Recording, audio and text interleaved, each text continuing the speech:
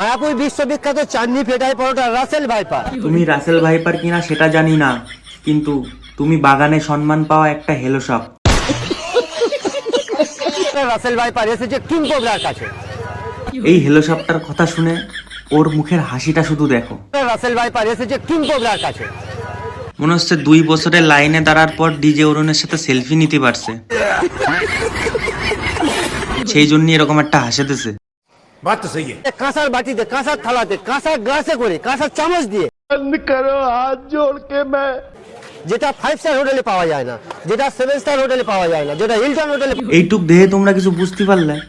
এর এই অসহ্যকর কথাবার্তার জন্য ওই সামনের ওই ভ্লগারটা সহ্য না করতে পারে, গলাতে মাইক্রোফোন 2খানাই খুলে নেছে। লাস্টে ভ্লগার গুলোও বুঝতে পারছে যে এর গলায় যে কেন যে মাইক্রোফোন দিলাম, কেন যে এর সাথে ভিডিওটা করতে আসলাম, এর সামনে যে যাইতে পারলি বাঁচি। আগে বক বক শুনতে শুনতে এনেই দেখা গেল অজ্ঞান হয়ে পড়ে গেল।